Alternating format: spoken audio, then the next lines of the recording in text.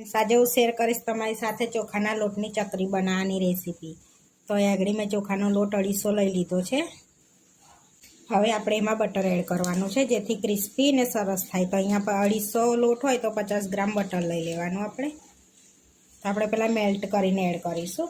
હવે melted butter add કરી દઈશું। મેલ્ટ કરીને હવે 1 ચમચી જીરું એડ કરીશું અંદર આપણે। 1 મોટી ચમચી તલ એડ કરીશું। બટર એડ કરી છે એટલે મીઠું સ્વાદ પ્રમાણે એડ કરવાનું છે જોઈને। 1 ચમચી લાલ મરચું એડ કરીશું આપણે। થોડી હળદર એડ કરીશું। અહીંયા તીખા લીલા મરચાં એડ કરીશું 2 મોટી ચમચી। હવે પહેલાં આ બધું આપણે મિક્સ કરી લઈશું। મિક્સ કરી લેવાનું છે પહેલાં। આની અંદર બટર એડ કરીએ ને એટલે ક્રિસ્પી સરસ થાય અને પોચી થાય। આ રીતે બધું આપણે પહેલાં મિક્સ કરી લીધું, મિક્સ કરી લેવાનું છે। હવે થોડું થોડું પાણી એડ કરીને લોટ બાંધી લઈશું આપણે। તો સરસ એવો લોટ બાંધી લેવાનો છે। બહુ કઠણ નથી બાંધવાનો, થોડોક ઢીલો રાખવાનો છે। એકદમ ઇઝી રેસીપી છે અને સરળ રીતે આપણી ચકરી બી બની જશે, ચકરી બી બની જશે। તો જોઈ શકો છો આ રીતે આપણે લોટ બાંધી દીધો છે। તો આ રીતે સોફ્ટ રાખવાનો છે આપણે। હવે થોડું બટર એડ કરી દઈશું અને થોડો એ કરી લઈશું, કેળવી લઈશું આ રીતે આપણે। જો આ રીતે સરસ કેળવી લીધો છે। હવે આપણે સંચો લઈશું। એમાં આ રીતે ચકલીની જારી આવે છે તે આપણે અંદર એડ કરવાની છે અને તેલથી ગ્રીસ કરી લઈશું પહેલાં સંચો। અને તમારા જોડે સંચો ના હોય તો તમે દૂધની કોથળીમાં બી પાડી શકો છો। હવે તેલથી ગ્રીસ કરી લીધો છે આપણે સંચો। તો અહીંયા તેલ ગરમ કરવા પણ મૂકી દીધું છે મેં। હવે આપણે થોડોક લોટ લઈ અને અંદર એડ કરી દઈશું આ રીતે।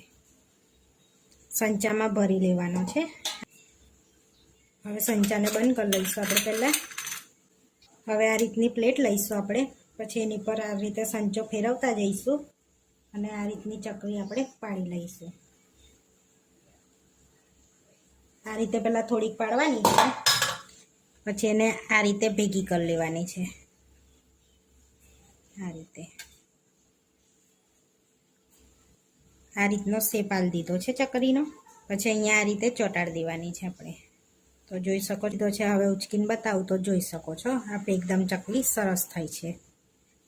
હવે આ રીતની તૈયાર કરી લીધી છે। હવે આપણે તરી લઈશું। તો અહીંયા તરવામાં હવે ચેક કરી લઈશું તો આપણું તેલ ગરમ થઈ ગયું છે। તો હવે આપણે ચકરી એડ કરી દઈશું અંદર અને ધીમા તાપે સરસ એવી રાવા દઈશું। ધીમા તાપે આપણે એને હવે આપણે પલટાઈશું એને।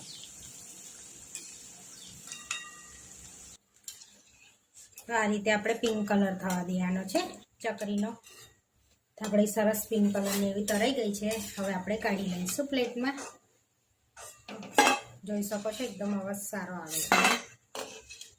તો હવે આ રીતે આપણે બધી તરી લેવાની છે। બધી ચકરી તરાઈને રેડી થઈ ગઈ છે। જોઈ શકો છો એકદમ ગોળ ગોળ એવી સરસ એવી ક્રિસ્પી બી થાય છે આપણી ચકરી। જો બટર નાખો ને એટલે સરસ ક્રિસ્પી થાય ચકરી। તો આ ચકરી તમે બાળકોના લંચ બોક્સમાં બી આપી શકો છો, તમે ચા સાથે લઈ શકો છો।